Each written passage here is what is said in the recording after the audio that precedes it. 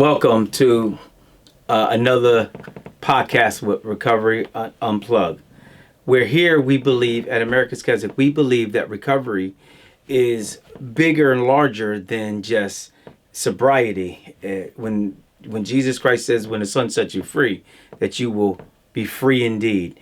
And we believe in the life that Christ has provided within himself and the resources within the church. And so today's, my name is Chaplain Juan. I am the current director of the Colony of Mercy. And today's topic is a unique topic. It's almost like a oxymoron because the topic is making sense of relapse. Now, you know that some of these things doesn't make sense. The way we destroy lives in the midst of relapse. But there is some validity in trying to make sense in relapse. And so what do I mean when I'm saying making sense of relapse? So it is common for people to struggle. It's common for people to fall off the wagon. Studies show that reflect that 40 to 60%, I really believe the statistics are a little higher, of individuals relapse within 30 days of leaving inpatient drug and alcohol treatment centers. And 85 relapse within the first year. And so relapse is a common thing in the recovery process. Christ-centered recovery have similar results. And so here at America's Catholic and just research in other recovery programs, recovery systems, even in the Christian paradigms and the Christian recovery centers, we experience similar things. Sometimes our numbers are a little different, but we experience relapse. And so that's why we have to make sense. We have to break the stigma around relapse. Relapse, biblically speaking, it's you think about it in Hebrews when it says, "Wherefore, seeing also that we are compassed about with a great cloud of witness, we are encompassed with a great cloud of witnesses. Let us lay aside every weight and the sin which doth so easily beset us. Let's run the race." So the sin that entangles us, the sin that ensnares us. And so these things that he talked about, sin that these main problems, these constant struggles that are in our life. So if we're not talking about drugs and alcohol and all those substance abuse and all those things that, many individuals come to the Colony of Mercy for, but there is sin that easily entangle us. And so we can, if maybe we're sitting back and saying, well, how can that person go back out and use and destroy their family? So if you think about your own personal life, do you have something that maybe you wanted to defeat or have victory over, but you're still wrestling with it and it still entangles with you? How about for all you shoppers? Some of us out there cannot stop swiping that credit card, especially this Christmas season. We see that, and by January, February, we're like digging ourselves out of debt. Gambling, another addiction, sugar, coffee. You can run down a list of things that that entangle other people, and they can probably say the same thing. Like, why don't you just stop? Just say no to those things. So we can kind of look at it as somebody else is struggling with their own personal struggles, just to kind of make sense of when a person is struggling specifically. It so easily entangles us and it stares us. And sometimes we have these dashed expectation. A pastor was preaching this morning about that, expecting, more than what a person can actually accomplish. And so, yeah, they might not get it on the first, second, third try, but that don't mean that we shouldn't leave hope in there. And so we have to remove these dashed expectations that everybody who comes to a recovery program is going to remain sober for the rest of their lives. And it just usually doesn't have. It's just powerless over and dependence. It's a powerless that is unmanageable. For I know, Paul says it like this, "For I know that in me, that is in my flesh, dwell no good thing. To will is the present with me. But how to perform it, which is good, I find not. For the good that I would do, I do not. But the evil which I would not do, I do." So Paul was telling us that his flesh, his sin in him, was causing him to not live morally. He knew what he was supposed to do, but he just couldn't. And most people know that addictions, that substance abuse, that all these addictions will destroy their lives. They know that It can be productive if they lay aside these things, but they don't have the ability to conquer the victory. This unmanageable, as overwhelming, is out of their control, and sometimes that is the growing process within it. Be honest. Do you honestly know when you're relapsing? So if you struggled with addictions or maybe struggle with some besetting sin, do you know when you relapse? A lot of times people say, we relapse in our minds, and we relapse emotionally. We have an affections to it, and we haven't picked up or indulged in it, but we in our minds we already made a choice, and in our hearts we already made a decision, and just with space and opportunity, we actually pick up the thing or indulge in the thing. And are you or a loved one drifting away from community? I noticed that in relapse, when guys come back and come back to do the program over, or share that they had a fall, the one thing that I know that's consistent is that they begin to isolate from the healthy community that's been supportive in their walk. And so are you drifting? Is your loved one drifting away? I used to go to church 3 times a week, but now I'm going to church 1 time a week. I used to be coming over my parents for dinner. I used to come over my friend's house, but now I'm kind of drifting away.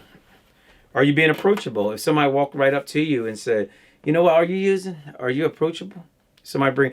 I use one of these methods that work for me plenty of times. I bring a test, and I usually give them the ultimatum. I say, "Hey, we could take this test, and the test is going to tell me everything I need, or you can just tell me and just save me some money, use some time, and avoid it, and we can." It's interesting how some of those conversations go. One guy said, "You know what? I don't really want to take a test." I was like, "Well, that's not one of the decisions.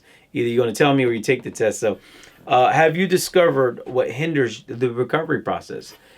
If your loved one's struggling, have you seen things that hinders that process? If you're struggling right now, do you see consistencies of things that hinder that process? One guy told me that he's dealing with these insecure thoughts and feelings that just won't allow him to walk in victory. And so what is in your life that hinders? And so there's a problem. Relapse is a problem. Relapse or addiction can be complex. It's confusing. It can cause corruption. It's destructive. It catastrophically destroys. So we understand that relapse is bad. It is hurtful. It's harmful in most cases. Not everyone is in it for transformation. We see this a lot in the settings that we're in. Some of the guys that come in, whatever reason they come in for, they're not really in it for the true transformation that God is. They want to fix some things, maybe get their job back, maybe get their wife, maybe satisfy some legal issues, but really not in it for the true transformation that Christ is offering. And relapse hurts, but inevitably is part of the process.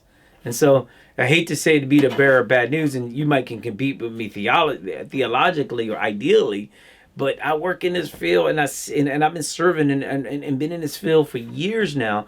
And 30 years I've been in this field, and I've noticed that relapse is part of the problem. It's inevitable. Now you might get 1 or 2 guys, or you might get a small branch that will come in recovery and never go use again a day in their life.